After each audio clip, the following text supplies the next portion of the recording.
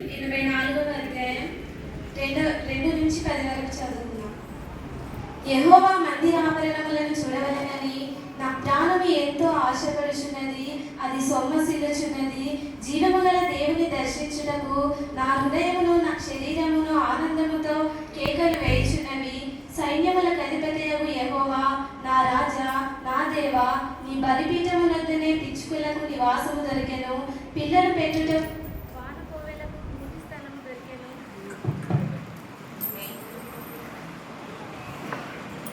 నీ మందిరమునందు నివసించువారు ధన్యులు, వారు నిత్యము నిన్ను స్తుతించుదురు. నీ వలన బలమునందు మనుష్యులు ధన్యులు, యాత్ర చేయు మార్గములు వారికి అతి ప్రియములు. వారు బాకా లోయలో పడి వెలుచు దానిని జలమాయముగా చేయుదురు. తొలకరి వాన దానిని దీవెనలతో కప్పును. వారు నానాటికి బలాభివృద్ధి నొందుచు ప్రయాణం చేయుదురు. వారిలో ప్రతి వాడును సీయోనులో దేవుని సన్నిధిని కనబడుదురు. యెహోవా సైన్యములకు అధిపతియగు దేవా, నా ప్రార్థన ఆలకింపుము. యాకోబు దేవా, చెవియొగ్గుము. దేవా, మా కేడమా, దృష్టించుము. నీవు అభిషేకించిన వాని ముఖమును లక్ష్యము. నీ ఆభరణములలో ఒక దినము గడుపుట 1000 దినముల కంటే శ్రేష్టము. భక్తిహీనుల గుడారములలో నివసించుట కంటే నా దేవుని మందిర ద్వారము వద్ద నుండుట నాకు ఇష్టము. దేవుని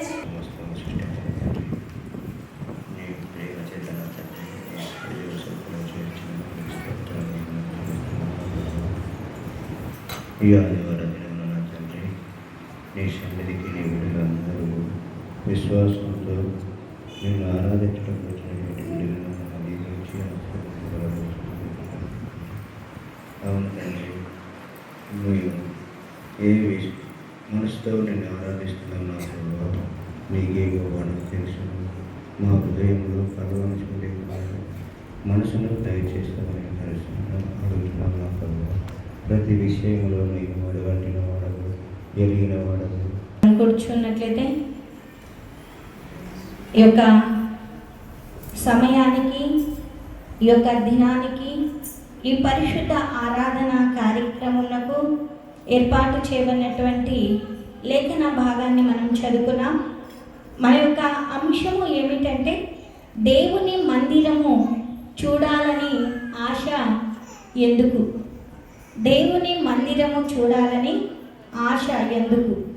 నిజంగా దేవుని మందిరము చూడాలని ఆశ ఎందుకు అంటే, ఆయన సన్నిధిలో అనేక అద్భుతములు, అనేక ఆశ్చర్యములు, ఆయన సన్నిధి మహిమతో నింపబడి ఉంది. ఆయన సన్నిధానంలో ప్రభావం ఉంది. ఆయన సన్నిధానంలో తేజస్సు ఉంది. ఆయన మందిరములో నిత్య సుఖములు కలవు. ఆయన మందిరములో ఆనందము, మేలు చేత మనమందరము కూడా తృప్తి పొందుతాము. అందుకోసమే దేవుని మందిరము చూడాలనే ఆశ. సరే, ఈ యొక్క సమయాన్ని ఇచ్చినటువంటి దేవాది దేవునికి మొట్టమొదటిగా హృదయపూర్వక వందనాలు చెల్లించుకుంటున్నాను. మరి అదే రీతిగా ఈ సమయము మరి నాకు వచ్చిందంటే, మన సేవకుడు, మన యొక్క దైవజనుడు కడుమూరు సంఘములో మరి ఆలయ ప్రతిష్ట నిమిత్తమై సేవకులందరూ కూడా ప్రతి సంఘము నుండి వెళ్ళారు. ఈ సమయాన్ని మరి దేవుడు నాకు ఇచ్చాడు. మరి అయ్యగారి యొక్క ప్రయాణం అంతటి కొరకై మీరందరూ ప్రార్థించవలసిందిగా ప్రభు నామమున తెలియజేస్తూ ఉంటున్నాను.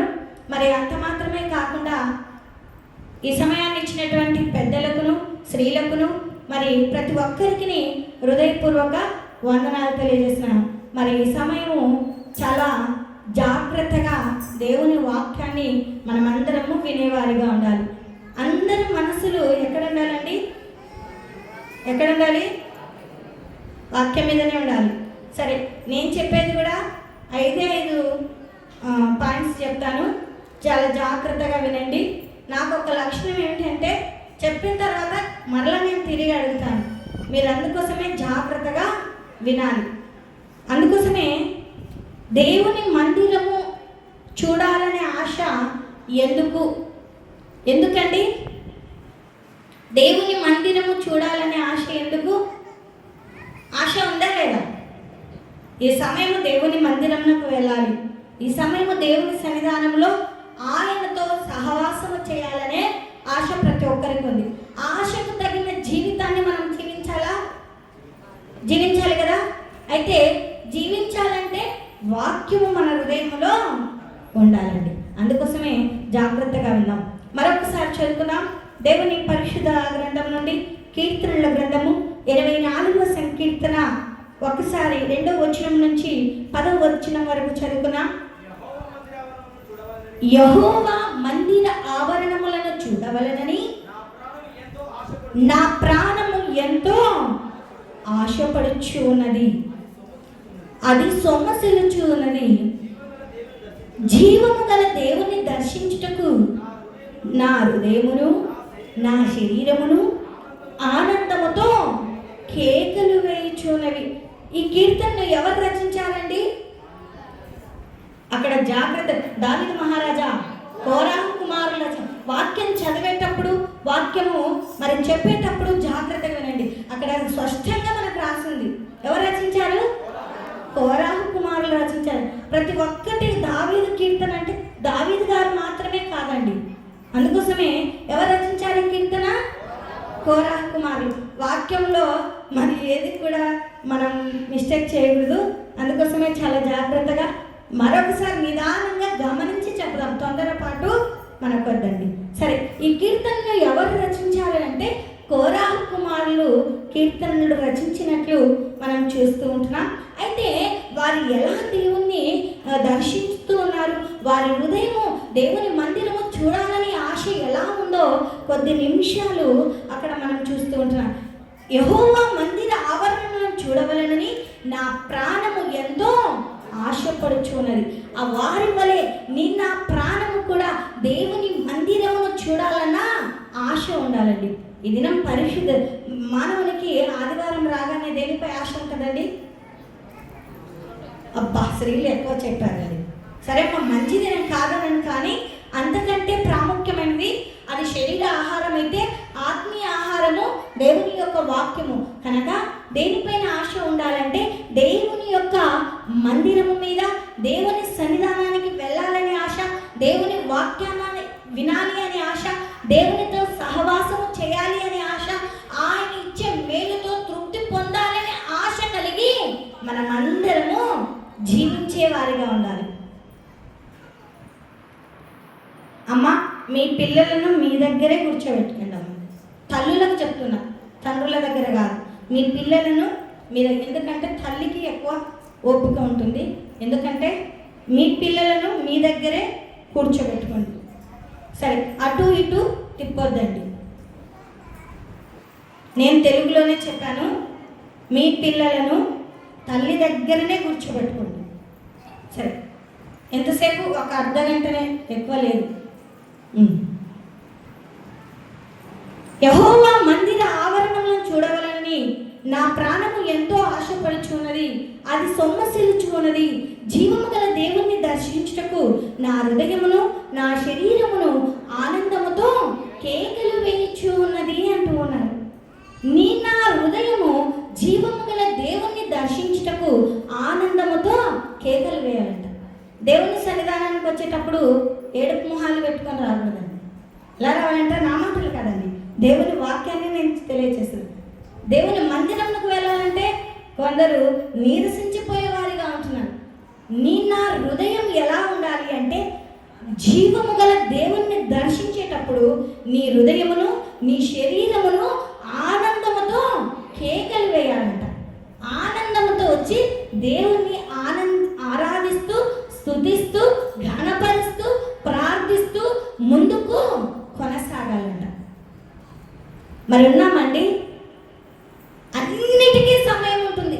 పిల్లలతో ముచ్చటించుటకు సమయము, కుటుంబంలో పని చేయుటకు సమయము, వారితో వీరితో మాట్లాడటకు సమయము. దేవుని మందిరముకు వెళ్ళాలంటే వాక్యం చెప్పేటప్పుడు పోదాంలే, వాక్యం అయిపోయేటప్పుడు కూడా వచ్చే వాళ్ళు ఉన్నారండి. ఎంత స్లోగా నడుచుకుంటూ వస్తుంటారంటే చాలా నిదానంగా నడుచుకుంటూ వస్తుంటారు.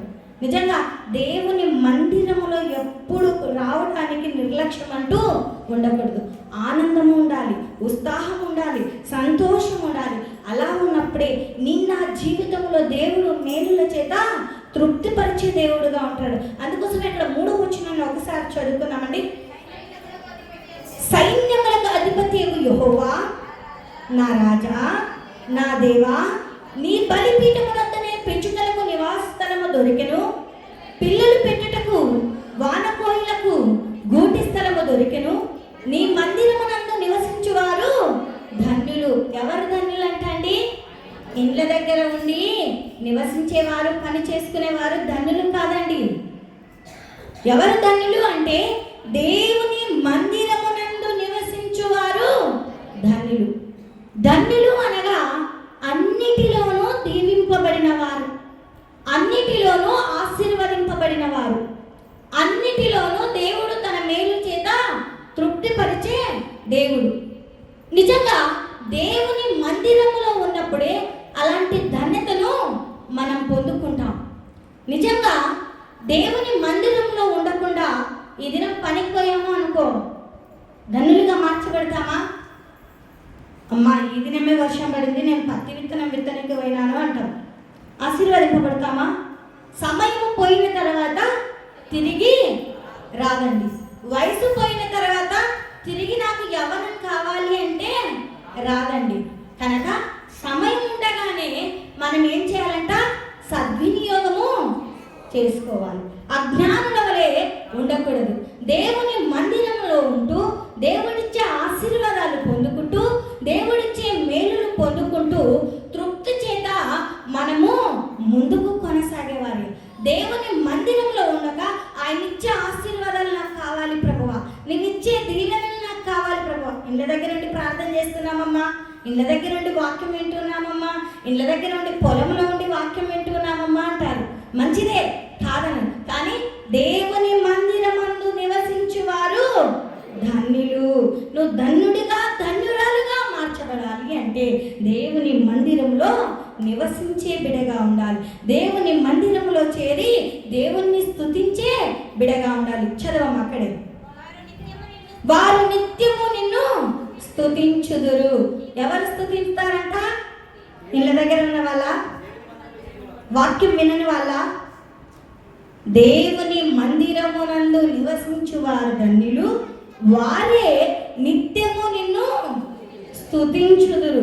ఎవరు అంటే దేవుని మందిరంలో ఉన్నవారే నిన్ను స్తుతించెదరు అని అక్కడ కోరహు కుమారులు చాలా చక్కగా తెలియజేస్తున్నారు. అయితే కొంచెం నీ వలన బలమునందు మనుషులు ధన్యులు.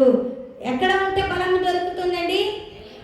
దేవుని మందిరంలో ఉంటే బలము దొరుకుతుంది.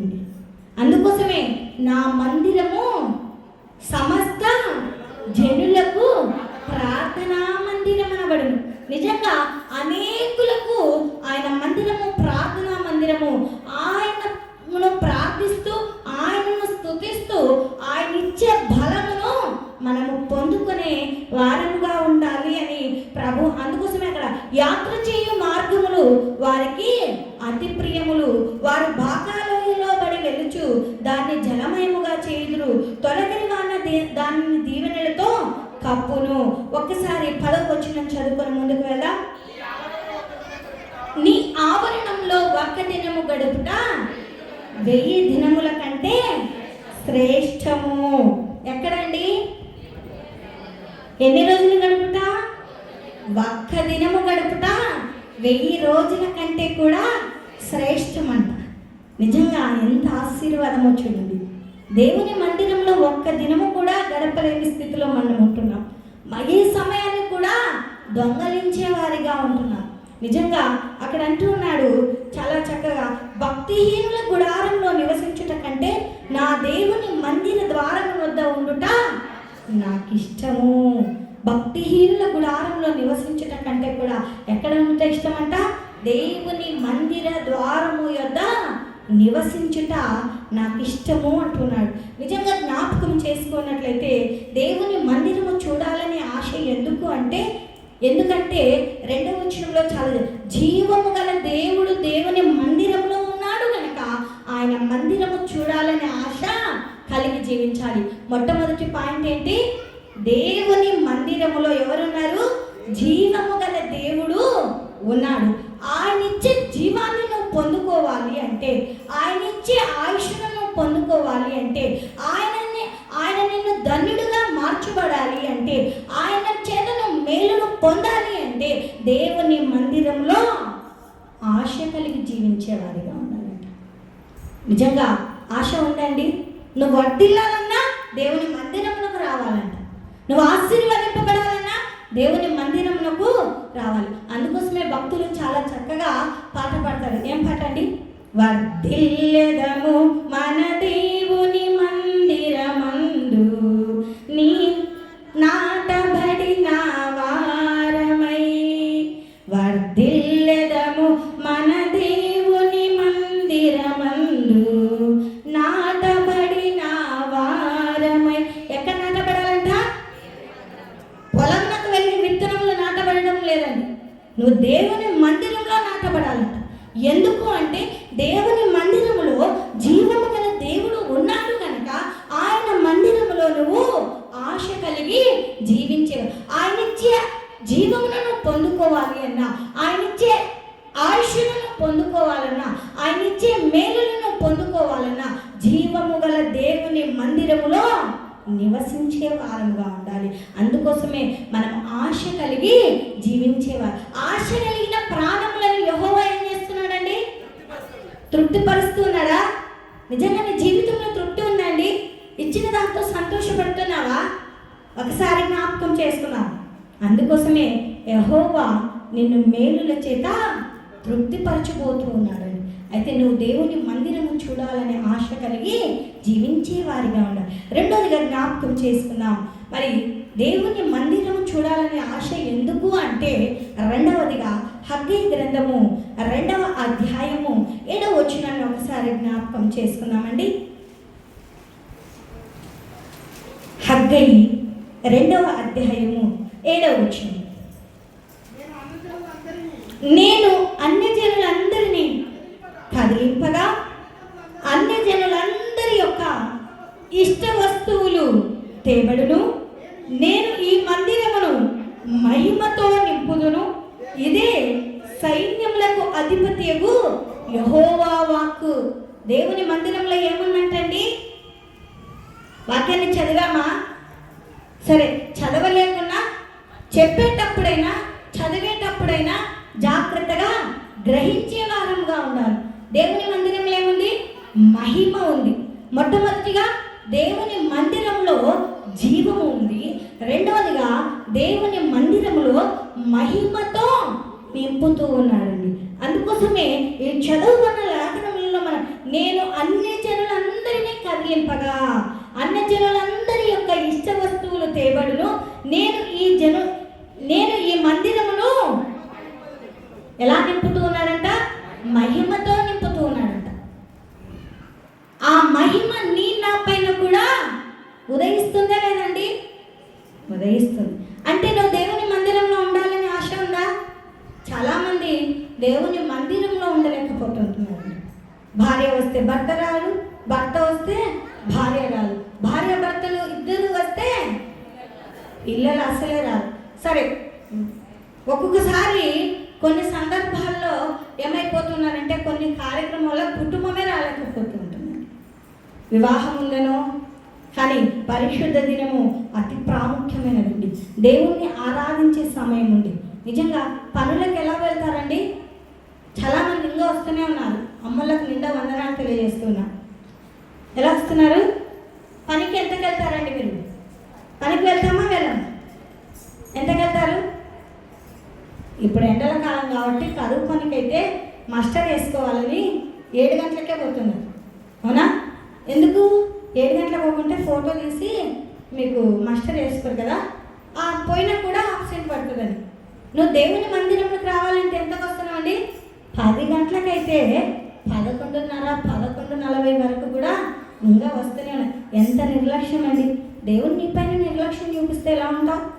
అందుకోసమే దేవుని మందిరంలోకి రావాలని ఆశకి ఎందుకు అంటే, దేవుని మందిరంలో ఏముందంట? జీవము ఉందంట. దేవుని మందిరంలో ఏముందంట? మహిమ ఉందంట. మహామహిమతో ఆయన నిన్ను నింపబోతూ ఉన్నాడండి. ఆ మహిమను పొందుకోవాలంటే దేవుని మందిరంలో చేరే కుమారుడిగా కుమార్తెగా ఉండాలి. ఎన్ని పనులు ఉన్నా పనులన్నిటిని ఏం చేయాలండి? పక్కన పెట్టాలి. కానీ ఏం చేస్తారు? రావడమే మన అన్నుల పనులండి. అమ్మా ఈ సమయం పోతే మళ్ళీ రా. మరి భార్యలైనా చెప్తూ ఉన్నారో లేదో, మీ భర్తను పిలుచుకొచ్చారండి? మీ భర్తను మీరు పిలుచుకొచ్చారా? అక్కలు లేదా అన్నలు మీ భార్యను పిలుచుకొచ్చారా? అయితే ఒక్కరన్నా తల ఊపినారండి. నిజంగా వారు రాలేకపోవడానికి కారణం ఏంటంటే మొట్టమొదటిగా మనదే తప్పండి. మనం పిలవడం లేదు కనుక. వస్తే రాని పోతే పో, నా వరకు నేను పోతాను అనుకుంటూ ఉన్నామండి. ఆ మహిమను పొందుకోవాలంటే అక్కడ చాలా అన్ని జనులందరినీ కదిలింపగా, అన్ని జనులందరి యొక్క ఇష్ట వస్తువులను తేవను, నేను ఈ మందిరమును మహిమతో నింపుదును. దేవుని మందిరంలో మహిమ ఉన్నది గనక ఆయన మహిమను పొందుకోవాలంటే కుటుంబ సమేతంగా దేవుని మందిరంలో ఉండే వారిగా ఉండాలి అని ప్రభు నామమున తెలియజేస్తాను. అది ఎవరి వాక్కు? యెహోవా వాక్కు అని. ఎండి నాది, బంగారం నాది, ఇదే సైన్యములకు అధిపతియగు యెహోవా వాక్కు. ఈ కడవరి మందిరము యొక్క మహిమ మునుపటి మందిరము యొక్క మహిమను మించునని సైన్యములకు అధిపతియగు యెహోవా సెలవిచ్చుచూ ఉన్నాడు. ఈ స్థలమందు ఏముందంట? సమాధానం ఉందంట.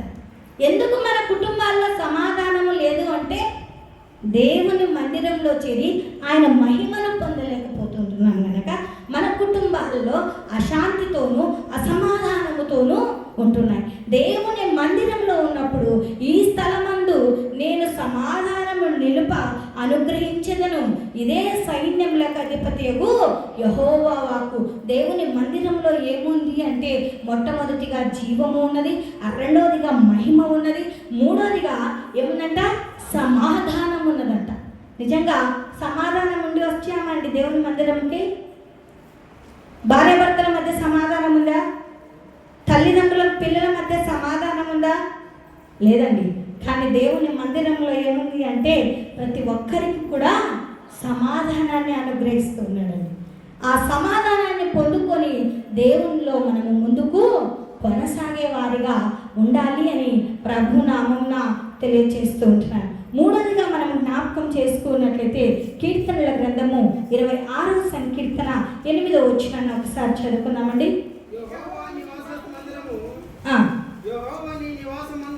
యెహోవా నీ నివాస మందిరమును, నీ తేజో మహిమ నిలుచు స్థలమును నేను ప్రేమించుచూ ఉన్నాను. చాలు కదా. ఈ చదవబడిన లేఖనంలో మనం జ్ఞాపకం చేసుకున్నట్లయితే ఇక్కడ కీర్తనాకారుడైనటువంటి దావీదు గారు చాలా చక్కగా తెలియజేస్తూ ఉన్నాడండి. ఏమని తెలియజేస్తూ ఉన్నాడు అంటే యెహోవా నీ నివాస మందిరమును, నీ తేజో మహిమ నిలుచు స్థలమును నేను ప్రేమించుచూ ఉన్నాను. దావీదు గారు ఎంత చక్కగా దేవుణ్ణి ప్రేమిస్తున్నాడంటండి. దేవుని తేజో మహిమ నిలుచు స్థలమును నేను ప్రేమించుచూ ఉన్నానంట. నిజంగా ఈ మందిరంలో తేజో మహిమ ఉందంట. మరి ఈ మందిరమును మనం ఏం చేయాలండి?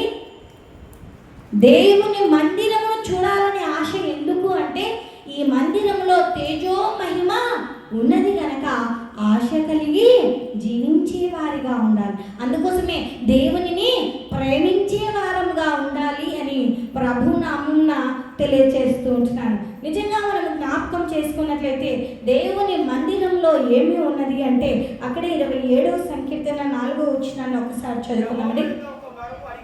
యెహోవా యొద్ద ఒక వరం అడిగితిని, దానిని నేను వెతుకుచూ ఉన్నాను. యెహోవా ప్రసన్నతను చూచుటకును ఆయన ఆలయములో ధ్యానించుటకును నా జీవిత కాలమంతా నేను యెహోవా మందిరములో నివసింపగోరుచున్నాను. చాలా ఇక్కడ కూడా దావీదు గారు ఏం చేస్తున్నారంట? జీవిత కాలమంతా కూడా ఎక్కడ నివసింపగోరాలని ఆశ కలిగి ఉన్నాడండి? యెహోవా మందిరము, యెహోవా మందిరములో నివసింపగోరుచున్నాడు అంటూ ఉన్నాడు. నిజంగా అక్కడ మనం జ్ఞాపకం యెహోవా యొద్ద ఒక వరం అడిగాడంట. ఏం వరం అండి? బంగారాన్ని అడగలేదు, మేడి మిద్దెలను అడగలేదు, ఆస్తులను అంతస్తులను అడగలేదు. ఏమడిగాడు? దేవుని యొక్క ప్రసన్నతను చూచుటకు, దేవుని ఆలయములో ఆయనను ధ్యానించుటకు నా జీవిత కాలమంతా నేను యెహోవా మందిరంలో నివసింపగోరుచున్నాను అంటున్నాడు. నిజంగా మనము కూడా దేవుని ప్రసన్నతను చూచుటకు, ఆయన ఆలయంలో ధ్యానించుటకు ఒక వరమును మనం అడగాలంట. నిజంగా మనమేం అడుగుతామండి? దేవుడు కనపరిచి మీకు ఏం వరం కావాలి అంటే ఏం అడుగుతామండి? ఆడవాళ్ళు అయితే నాకు బంగారాన్ని అని అడుగుతారు. అబ్బా ఎంత చక్కగా నవ్వుతున్నారు కదా. అవి కాదండి, అవేవి మనల్ని పరలోకానికి తీసుకెళ్ళాలి. తీసుకెళ్తాయా? ఏం తీసుకెళ్తాయి మనల్ని? దేవుని మందిరములో నివసించినప్పుడు, దేవుని వాక్యాన్ని విని మన జీవితాలను సరిచేసుకున్నప్పుడు, ఆయన ప్రసన్నత చేత మనము నింపబడినప్పుడు, ఆయన తేజో మహిమ చేత మనము నింపబడినప్పుడు, ఆయన యొక్క మరి జీవమును మనం పొందుకు ఉన్నప్పుడు మనం ఎక్కడ ఉంటామంట?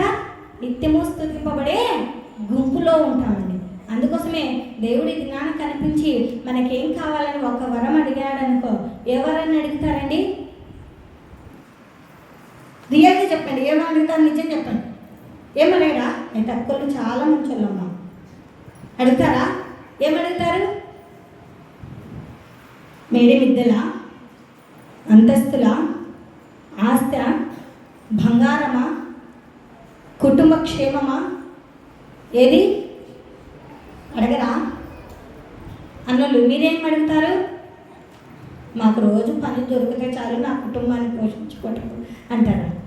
ఏమడుగుతారు? ప్రభువా, నాలో ప్రాణం ఉన్నంత వరకు నిన్ను స్తుతించుటకు నాకు నేర్పు ప్రభువా. నీ ప్రసన్నతను చూచుటకు, నీ ఆలయంలో ధ్యానించుటకు నాకు నేర్పు ప్రభువా. అది అడిగితే చాలండి, నువ్వు నేను నిత్యము స్తుతింపబడే గుంపులో ఉంటాము అనేది జ్ఞాపకం చేస్తాను. నాలుగోది ఏంటండి? దేవుని ప్రసన్నత దేవుని ఆలయంలో ఉన్నది కనుక ఆయన మందిరమును చూడాలనే ఆశ కలిగి జీవించాలి. ఏముందంట దేవుని మందిరంలో?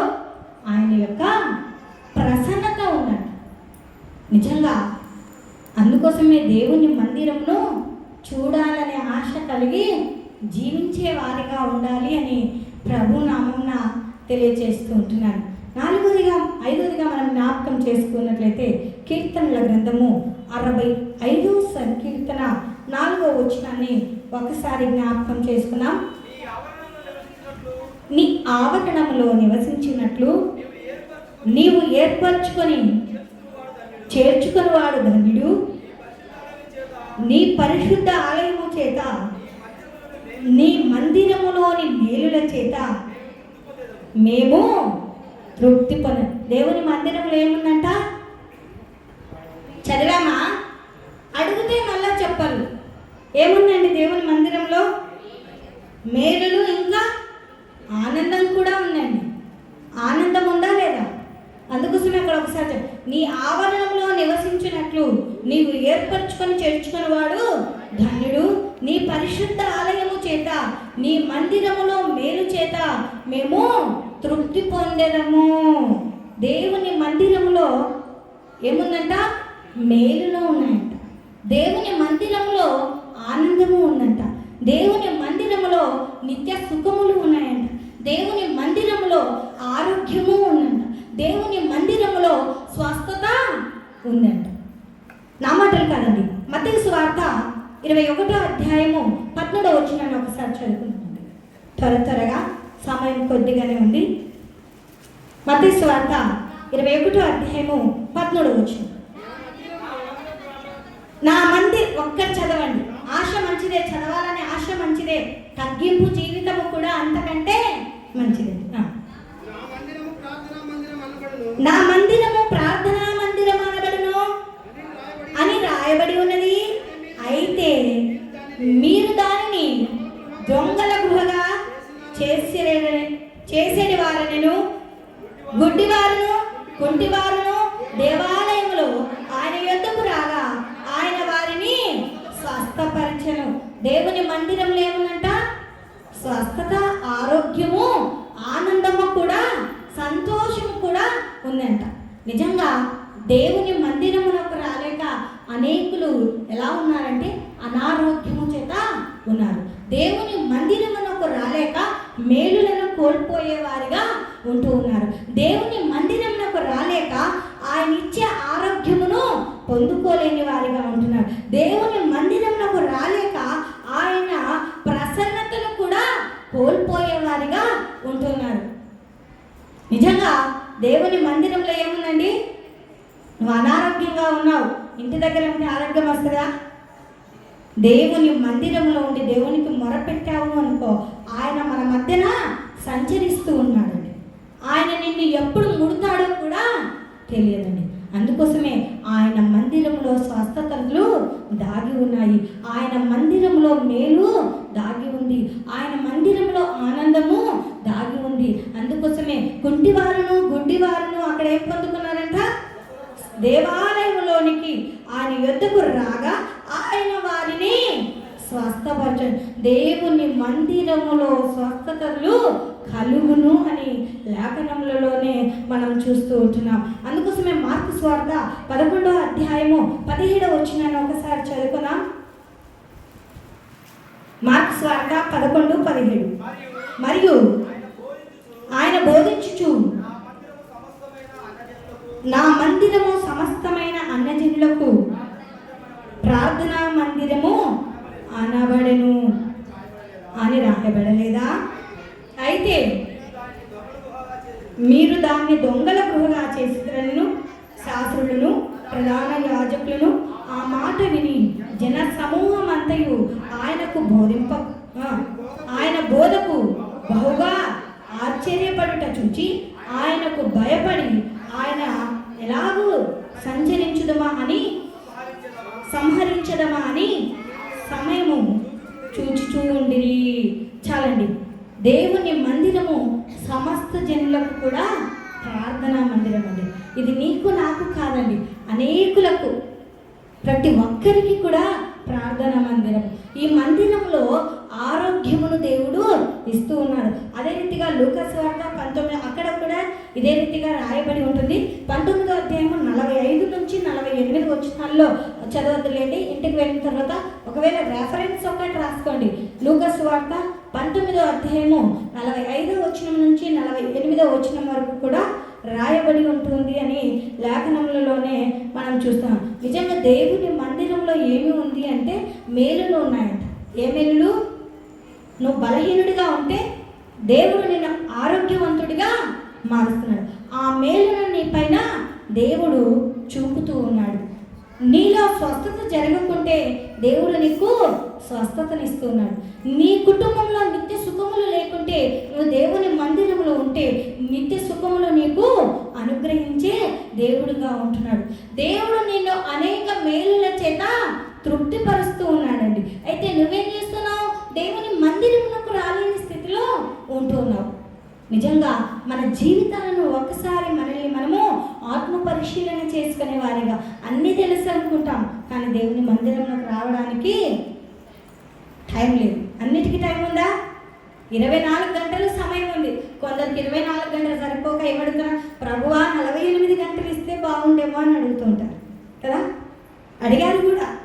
నిజంగా ఉన్న సమయాన్నే చక్కగా వాడుకోలేకపోతున్నాం. లేని సమయం కోసం ఆశించడము మంచిదే అండి?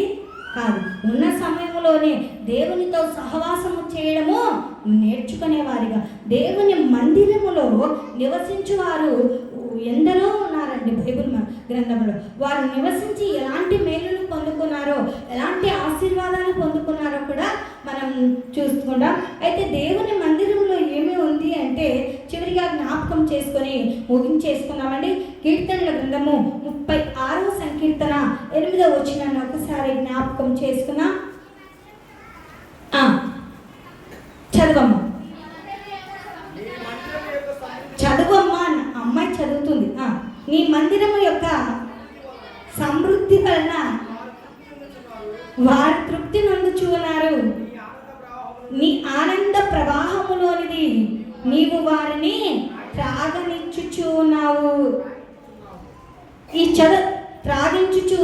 చదువుకున్న లేఖనములలో మనం జ్ఞాపకం చేసుకున్నట్లయితే ఇక్కడ ఏమి మనకు కనబడుతూ ఉంది అంటే దేవుని మందిరములో సర్వ సమృద్ధి ఉన్నదంట. ఏముందండి? సర్వ సమృద్ధి. సమృద్ధి కాదండి, సర్వ సమృద్ధి. సమృద్ధి కంటే కూడా ఎక్కువైన సమృద్ధి దేవుని మందిరంలో ఉంది. అందుకోసమే దేవుని మందిరంలో మనము నివసించే వారముగా ఉండాలి అని ప్రభు నామం. అందుకోసమే భక్తులు చక్కగా పాడతారు. ఆంధ్ర క్రైస్తవ కీర్తన, చూడగోరెదా దేవుని మందిరా వరణములను చూడగోరెదా. భక్తులు చాలా చక్కగా దేవుని పాటలను పాడితే అందులోని ఆత్మీయ అర్థములను జ్ఞాపకం చేసుకోలేక, అందులోని భావమును జ్ఞాపకం చేసుకోలేక ప్రైవేట్ సాంగ్స్కి మనము ఇష్టపడిపోయేవారిగా ఉంటున్నాం. మంచిదే అండి. ఏది ఏమైనప్పటికీ కూడా దేవుణ్ణి స్తుతించడం, ఆరాధించడము చాలా ప్రాముఖ్యం. స్తుతించిన వారు దేవునికి ఇష్టకరంగానే జీవించాలి. ఆ దేవుని మందిరంలో నివసించే వారిగా ఉండాలి. దేవుని మందిరంలో చూడాలనే ఆశ ఎందుకు అంటే దేవుని మందిరంలో మొట్టమొదటిగా ఏముందంటన్నా అశోకు ఆ పేపర్ ఒక్కసారి మూసేసి కొద్దిసేపు నాకు చెప్తున్నాను. దేవుని మందిరంలో ఏముందంట? జీవం ఉందా? ఆ జీవాన్ని నువ్వు పొందుకోవాలి అంటే ఎక్కడికి రావాలి? దేవుని మందిరంలోకి రావాలి కదా. దేవుని మందిరంలో ఉన్నప్పుడే దేవుడు నిన్ను జీవముతో నింపబోతూ ఉన్నాడు. రెండోదిగా మళ్ళీ ఇంటి దగ్గర చూసుకుంటుంది వాక్యం పైన దేవుని మందిరంలో ఏముందంట? మహిమ ఉన్నదంట. ఆయన నిన్ను మహామహిమతో నింపబోతూ ఉన్నాడండి. నిజంగా ఆ మహిమను నువ్వు పొందుకోవాలంటే ఇంటి దగ్గర ఉంటే మహిమను పొందుకోలేమండి, చేనుల్లో ఉంటే మహిమను పొందుకోవడం లేదండి, మనుషులతో ముచ్చటిస్తే మహిమను పొందుకోవడం లేదండి. దేవుని మందిరంలో ఉంటూ దేవునితో ముచ్చటించినప్పుడు దేవుని యొక్క మహిమతో దేవుడు నిన్ను నింపబోతూ ఉన్నాడు అనేది జ్ఞాపకం చేసుకునేవారిగా. మూడోదిగా దేవుని మందిరంలో ఏముంది? దేవుని తేజస్సు దాగి ఉంది. నెక్స్ట్ ఏముంది? సమాధానమును దాగి ఉంది. తేజో మహిమ దాగి ఉంది, సమాధానమును దాగి ఉంది. అందుకోసమే దేవుని మందిరమును చూడాలనే ఆశ. ఎందుకంట? దేవుని యొక్క తేజో మహిమ, దేవుని యొక్క సమాధానము ఉన్నది కనుక దేవుని యొక్క మందిరమును చూడాలనే ఆశ కలిగి జీవించేవారిగా ఉంటారు. నాలుగోదిగా అక్కడ అక్క వాళ్ళు చెప్తారు, వసంతమ్మ కా నుంచి ఆ 4వ లైన్ రేటు చిన్న అమ్మాయి వరకు వచ్చానమ్మా పోయానమ్మా అంటే కాదండి. చెప్పు ఏముందంటే దేవుని మందిరంలో దేవుని ప్రసన్నత దాగి ఉన్నదండి. దేవుని యొద్ద ఒక వరం అడిగారు. ఎవరు? దావీదు గారు. ఎవరని అడిగాడు? ఆయన ఆలయములో ధ్యానించుటకును, ఆయన యొద్ద ప్రసన్నత చూచుటకును, ఆయన ఆలయంలో ధ్యానించుటకును, ఆయన బ్రతుకు కాలమంతా ఆయన దేవుని యొద్ద ఒక వరాన్ని అడిగినట్లు మనం చూసాం. మనము ఎలా ఉన్నామో ఒకసారి మనల్ని మనము ఆత్మ పరిశీలన చేసుకునే వారిగా ఉండాలి. మా వృద్ధ అమ్మ పెద్దలు స్త్రీలు, అమ్మ నిద్రపోవద్దు, కుర్చీలో కూర్చున్నావు నిద్రపోవద్దు, కొద్దిసేపు వాక్యాన్ని విని మీరు ముందుకే చూడండి. 4వ 5వది ఏముంది? దేవుని మందిరంలో అమ్మ అందరు ఒకరే కాదు. ఏముంది? దేవుని మందిరంలో ఏముంది? మేలును, ఆనందమును, స్వస్థతను, ఆరోగ్యమును దాగి ఉన్నాయి. అందుకోసమే దేవుని మందిరంలోకి వెళ్ళాలనే ఆశ ఉండాలి. ఆయన ఇచ్చే మేలును పొందుకోవాలన్నా, ఆయన ఇచ్చే ఆరోగ్యాన్ని పొందుకోవాలన్నా, ఆయన ఇచ్చే స్వస్థతను పొందుకోవాలన్నా దేవుని ఆలయంలో చేరేవారంగా ఉండాలంట. నిజంగా మనలో ఆశ ఉందండి? ఉందా లేదా? ఉండాలి. 6వదిగా దేవుని మందిరంలో ఏముందంట? సర్వ సమృద్ధి దాగి ఉందంట. నిజంగా నువ్వు సర్వ సమృద్ధిగా మార్చబడాలి అంటే దేవుని మందిరంలో చూడాలనే ఆశ కలిగి జీవించాలి. దేవుని మందిరంలో నివసించిన వారు అనేకులు ఉన్నారు. ఇది నా ముగ్గురిని మాత్రము మనం ఒక ఒకసారి జ్ఞాపకం చేసుకుందాం. మొట్టమొదటిగా లూకాసు వార్త 2వ అధ్యాయము ముగించేస్తానండి. 2వ అధ్యాయము 37 నుంచి 38 వచనాలు. లూకాసు వార్త 2వ అధ్యాయము 37 నుంచి 84 సంవత్సరాలు విధవరాలయండి దేవాలయమును విడవక ఉపవాస ప్రార్థనలతో రేయింబవళ్ళు సేవ. ఎవరండి ఆమె? ఎవరు? అన్న, అషేరు గోత్రికురాలు. ఎవరి కుమార్తె? ఫనుయేలు యొక్క, అహరోను కుమార్తె కాదండి, ఫనుయేలు యొక్క కుమార్తె. హన్నా వేరు, అన్నా వేరండి.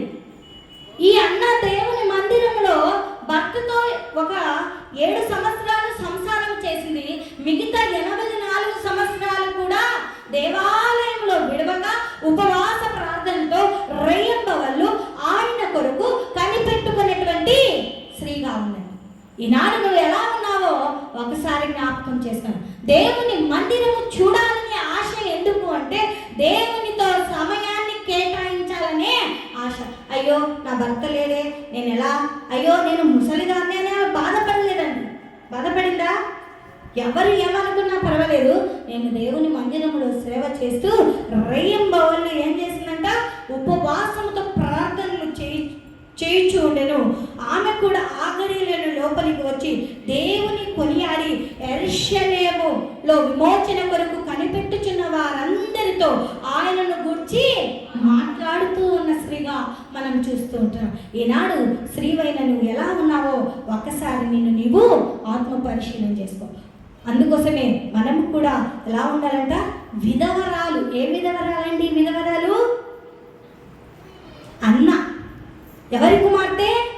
ఫనుయేలు యొక్క కుమార్తె. ఏ గోత్రికురాలు? అస్సేలు గోత్రికురాలు.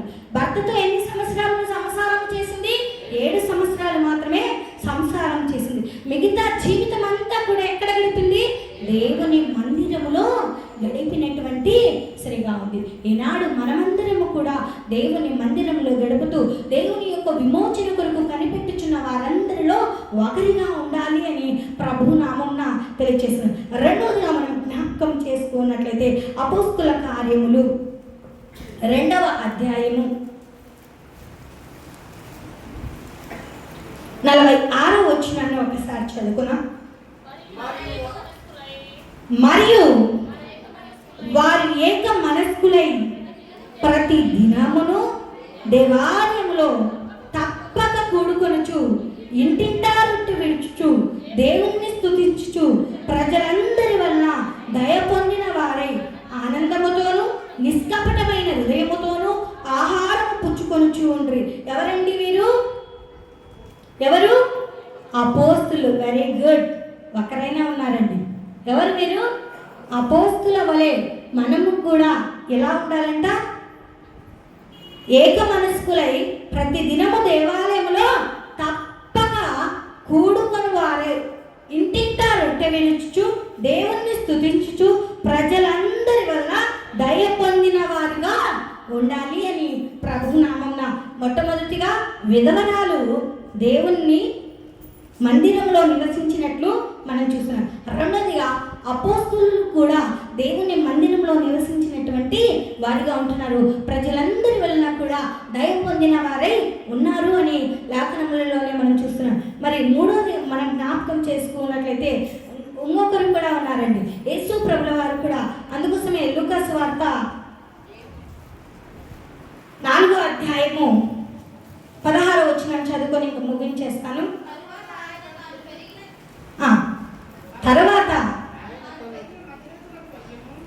తర్వాత ఆయన తాను పెరిగిన నజరేతునకు వచ్చెను. తన వాడుక చొప్పున విశ్రాంతి దినమందు సమాజ మందిరములోనికి వెళ్ళి చదువుటకై నిలుచుండగా ప్రవక్త అయిన యెషయా గ్రంథము ఆయన చేతికి ఇయ్యబడెను.